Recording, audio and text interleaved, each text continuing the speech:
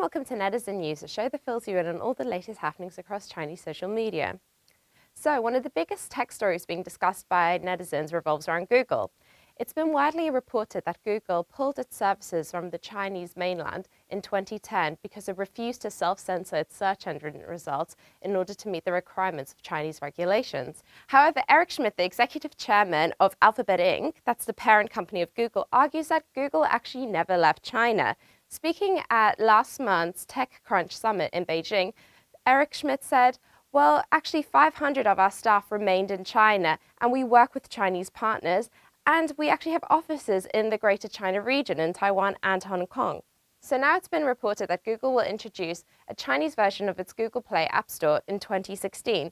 And this new app will filter out any apps deemed inappropriate by the Chinese authorities in order to meet the rules and regulations of China. Many have speculated that this app could hold the key for Google to introduce more of its services to China.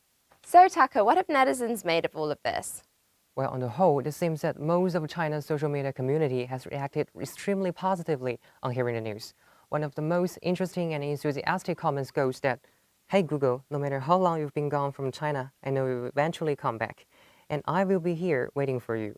I know you will come back one day just like the sun continues to rise every morning." Furthermore, there are many netizens who are feeling really excited of having access to Google services again.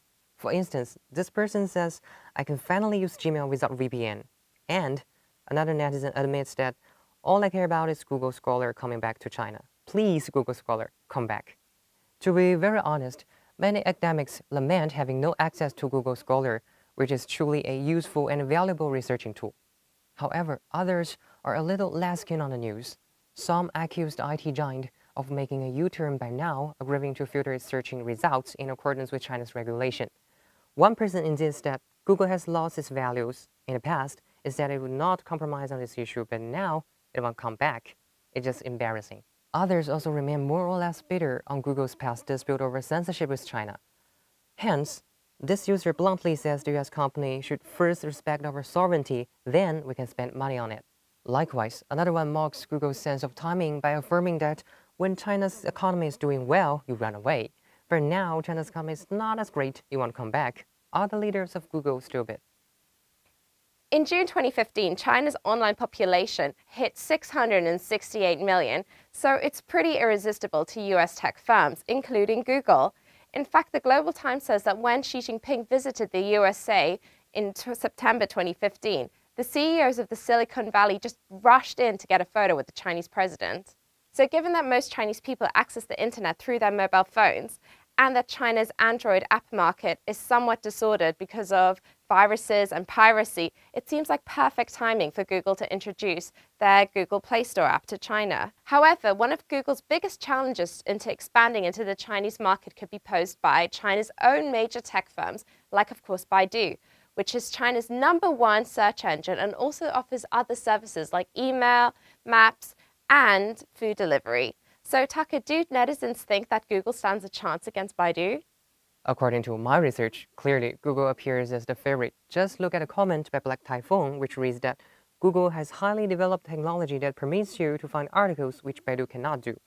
If Google can return, it would be like having access to the world again. The words are pretty strong and it suggests that many Chinese may feel cut off from a giant information pool without Google, and China's search engines cannot simply replace it. This idea is reinforced by this netizen saying that without Google, the internet in China just seems like a local network. A few netizens do favor Baidu over Google. Like this person says, "I live overseas and I prefer Baidu. If you want to find something in Mandarin on Google's search engine, a lot of anti-Chinese information may be included in your results, which is really irritating." Then again, some netizens pointed out that if Google's services do expand in China, this rivalry could encourage China's tech firms to up their game and create even more innovative products, like Conan 429 firms that, with competition, comes progress. Well, I guess we'll just have to wait till 2016 to see how the results unfold, which is of course when Google will introduce its Play Store app. Well, thanks for joining. Bye-bye.